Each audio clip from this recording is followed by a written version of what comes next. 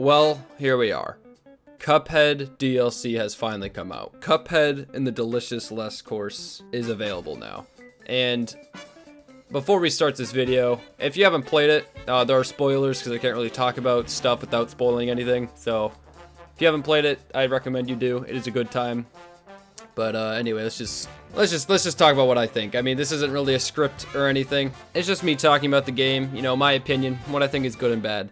So to start, I think all the content we got is all good. We got 6 new bosses, 7 if you include the nightmare boss with the gravestones, like the secret boss, and you also get the 5 mini boss fights with the chess pieces, which are all good. All the fights are good.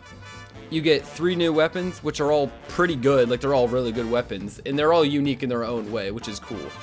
Now, what I think is the best part about the update is the 3 new charms, because they're all so good. Like, all the charms are really good, and I'm going to talk about each one individually later, so we'll get into that.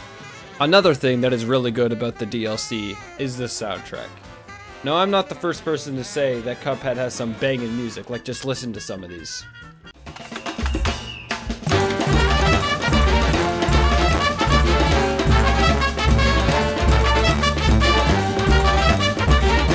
But I feel like the DLC just sounds better to me. Like, I don't know what it is, but it has a different vibe or something like that. And obviously, music is opinion based. You know, we all have different opinions, especially on music, but I don't know. I just really like the soundtrack in this. Like, just listen to some of this.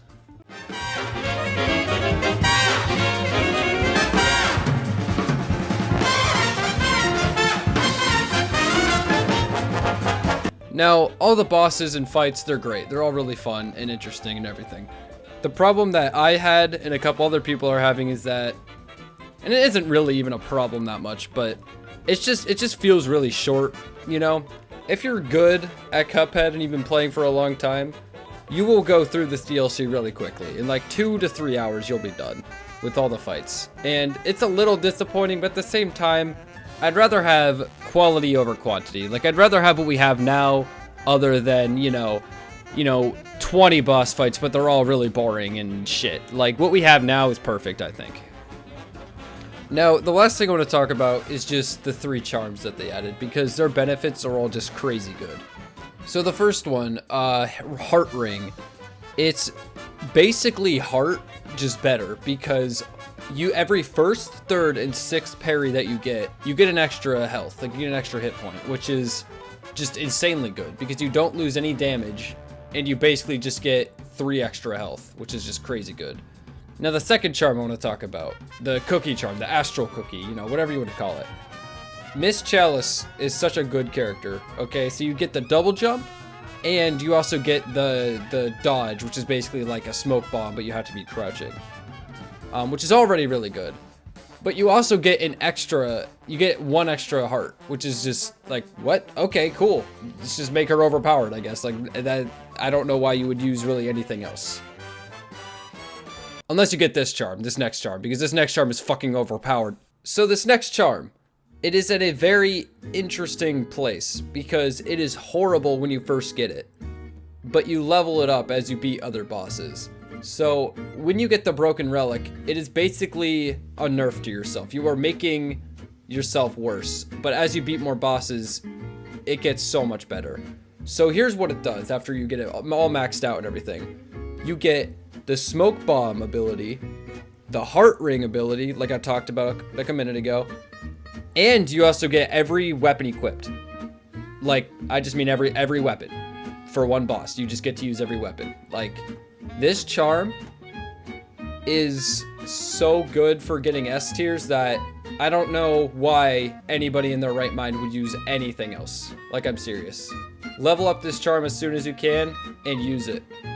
Now, to answer the question that a couple other people have asked me before is it worth it? Is the $8 worth the content? And in my opinion, I think it is.